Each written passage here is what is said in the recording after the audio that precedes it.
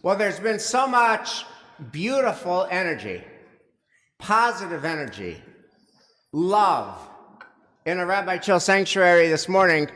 I hate to start with the question that I'm going to start with, but you'll see why I have to start with it. Here's the question. It's a little bit of biblical trivial pursuit. Who is the one character in the Hebrew Bible? Who is the one character in the Hebrew Bible who says, "Kill me now"?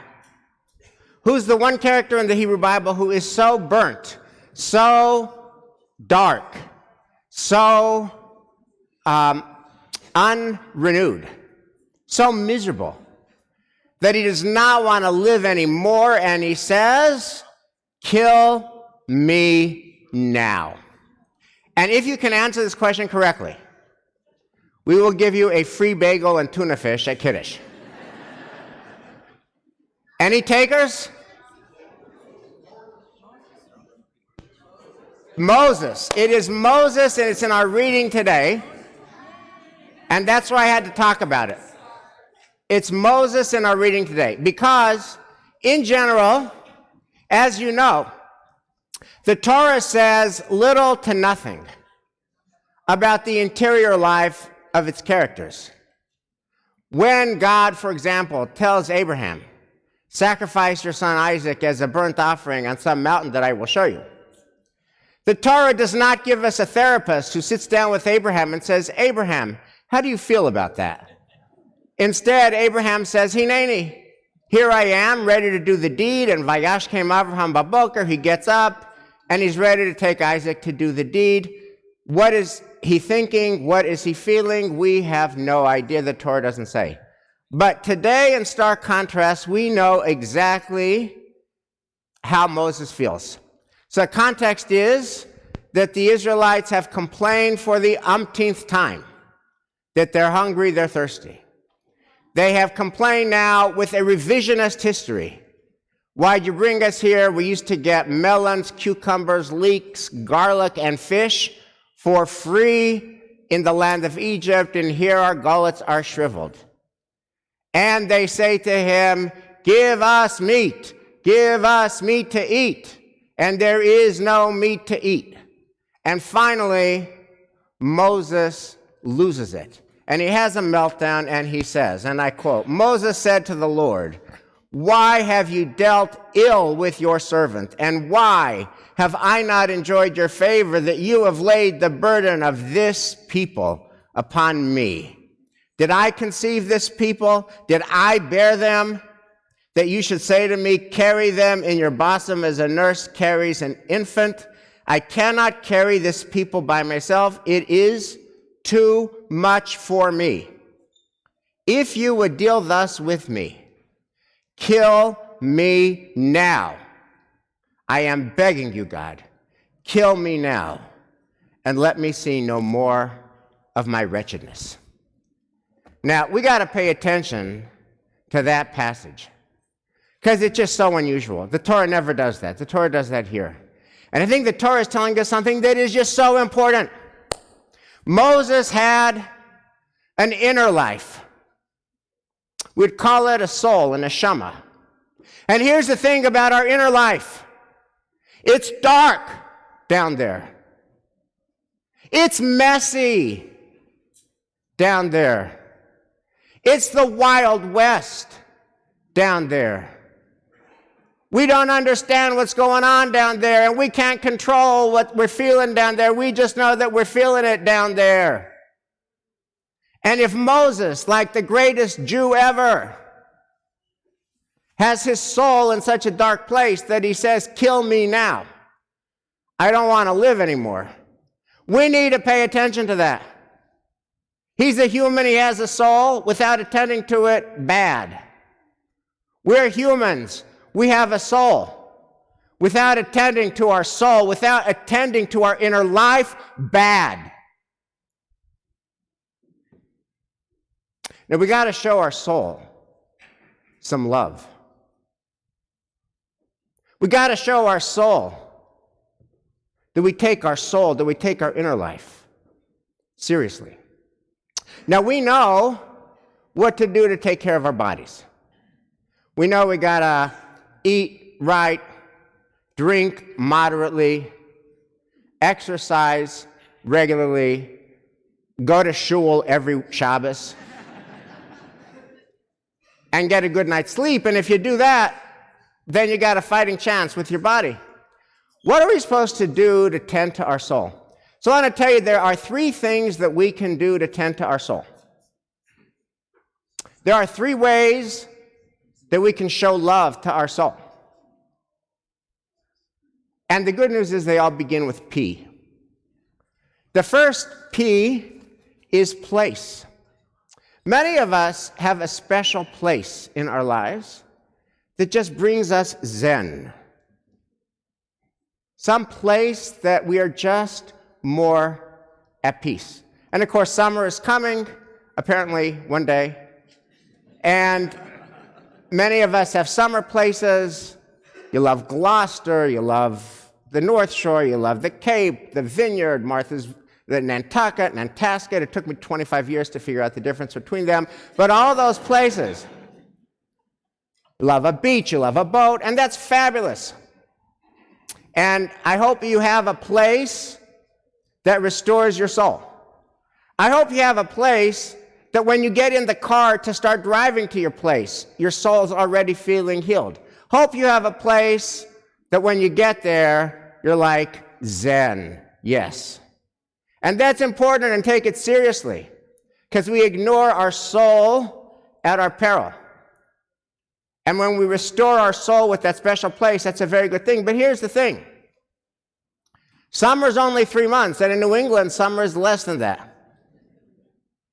And the importance of place to restore your soul is too important to leave it for the magic of summer. So here's my question to you. What is the place that restores your soul on a cold day in February? Because most of life is a cold day in February. And I have a good friend who finds that place every single morning. First thing in the morning, he takes his dog for a walk, an hour walk in the woods around the Chestnut Hill Mall. He's been doing it 7 days a week for years, and he's never had the same walk twice. He feels differently renewed every day. So point one of showing your soul some love. Find a place, not just during the summer. Find a place where every day you go there and you are restored. Here's the second P. The second P is about purpose. The point of our life cannot just be our own life. If the point of our own life is just our own life, that is a very small life. The point of our life is that we have to serve some purpose that is larger than ourselves and beyond ourselves. In his fabulous biographies of Lyndon Baines Johnson, Robert Caro tells the fabulous story that when LBJ became president, after JFK was assassinated, LBJ told his advisors early on that I want to make record civil rights legislation my first priority. And his advisors said, don't do it. You're from the South, you have credibility with the South. If you make civil rights legislation your top priority, you'll lose the South. It will weaken you politically. To which LBJ famously responded, what is the presidency for? That is, the presidency can't just be about the president. The presidency has to be for something larger, and that is true for our life. What is the for in our life? What is our life for? What larger purpose beyond ourselves are we serving? And that's going to change in all the chapters and the ages and stages of our life. That is going to change.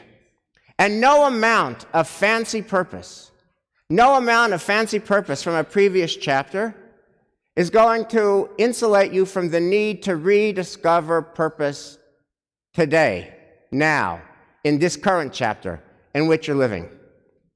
The writer Arthur Brooks, professor at Harvard who spoke here before Naila, he tells this story that one day he's flying from Logan to Washington, a flight that lands at night, and he overhears a couple, a married couple, a longtime married couple talking to each other, and the husband is a man of renown, a person with a brilliant past. And this husband says to his wife, I'm really depressed. I don't even know why I'm here. I don't even know what I'm doing. I don't even know why I get up in the morning. I'm just taking up space. Why am I here? And Arthur Brooks has never revealed who that person is, in part to protect his privacy. But in part, he says he doesn't reveal because it's a universal story.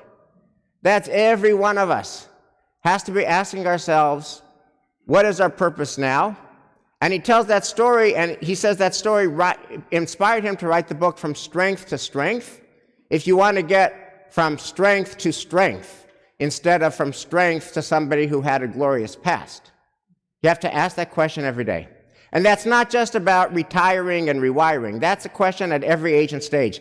There's a really fascinating op-ed in today's paper by Michaela Diamond. She plays Lucille Frank in Parade. So you know Parade, starring Ben Platt, who is Leo Frank, who is hanged in 1913 in Atlanta. Lucille Frank is his wife. And so 8 times a week, she sees her husband, Leo Frank, get hanged. And what she says is so interesting. She says she happens to be Jewish. She's Jewish. But being Jewish was never at the forefront of her identity. Being a woman, more important. Being queer, more important. Being a young activist, more important. Being in drama, more important. Being Jewish, not important. She described herself as Jew, Jew-ish, Jewish, more than Jewish. And then, because of her acting, she happened onto the role of Lucille Frank. And she realized that the hatred from 1913 against Jews is alive and well today, more than 100 years later. And she realized the hatred of blacks, racism, which is also in the play, is alive and well. And she said for the first time in her life, she started praying every night. She and the other cast members, they don't go to shul. In Broadway, backstage, before the curtains rise, she and the Jewish cast members say, Yitkadav v'yikadash shemei Rabbah, Biolma divra chirutei. They say Kaddish for Leo Frank 8 times a week. And she has discovered, surprise, surprise, that her new purpose now is to fight anti-Semitism, fight racism, fight hatred, spread love. What is your purpose now? That's the second P. And the third P, just so important. The third P is people. I recently saw this movie about the writer Emily Bronte, who wrote Wuthering Heights. The title of the movie is very surprising. It's called Emily. And in this movie, there is one line that I just love because it kind of distills the entire human condition in a very short sentence. Here it is. Happiness is loving and being loved. That's it. Happiness is loving and being loved. And that line is true. And it's because that line is true, E.G. and Yuli, that you're finding each other and getting married on July 6th is literally the greatest blessing in the entire world. And it's because that line is true, Charlotte and Max, that you're finding each other and getting married in Chicago on August 12th is the greatest blessing in all the world. Because happiness is loving and being loved. There is no greater blessing. There is nothing more important. But what about the people who can't find love? What about the people who don't find love? What about the people who go through their 20s dating and dating and dating and swiping left and swiping right and swiping left and swiping right, and they've had 1,000 hard dates? What about the single people who are going to be dancing at your weddings, wondering, will my ship ever come in? Wondering, will I ever get a turn? Wondering, when will my day arrive? And there's a beautiful oral tradition of the Jewish people that speaks to this. I just love being Jewish. for such a reason as this. Here's the oral tradition. I'm sure many of you have heard it. That you get a portion in the world to come if you set up 3 couples. If you are responsible for 3 matches. If you are a shadchan for 3 couples who are looking for love, and because you connected them to each other, they found the love they are looking for, you get a portion in the world to come. Now that oral tradition of the Jewish people says so much. Number 1, it says how important it is to find love, because happiness is loving and being loved. And that is so important, and that is so hard. And it says we need help. Sometimes all the swiping, no mazel. And so we need help. And so it also teaches us the importance of being in a community where we help one another, where we look out for one another, and where we help each other find what is most important in this world. By the way, that's why this through the decades aliyot that we had is so important. The world out there can be cold and big and impersonal, and the world here is about warmth and connection. And the world out there, we are not known, and we are not seen. And in here, we are known, and we are seen, and we are loved, and we try to help one another find the love that gives life meaning through the decades. Now, there's a great irony about neshama, the Jewish soul.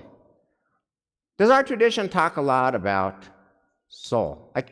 Soul is so important. Inner life is so important. How much does Judaism ever really talk about soul if it's just so important? And here's kind of weird deal. Judaism talks a lot about souls in a very limited context, which is death. The place that you'll see classic Jewish sources talk about souls is a cemetery.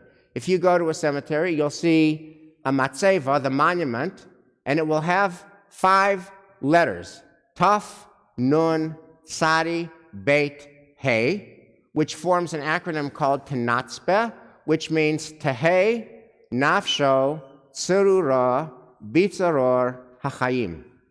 May the soul of our beloved departed rest in life eternal. And it's beautiful to think that our beloved departed has a soul and that their soul is eternal, and we're praying that their eternal soul will rest in peace forever. And that's beautiful. But we need to think about souls, not only the souls of our loved ones who have died. We need to think about souls, our own souls, while we are alive. We need to show our soul some love. And Moses' meltdown, kill me now, tells us what happens when we don't. So, the 3 Ps. Find a place that restores your soul. Find a purpose today in the current chapter that restores your soul, that you're jazzed to get up about. And find people whom you love and who will love you, because happiness is loving and being loved.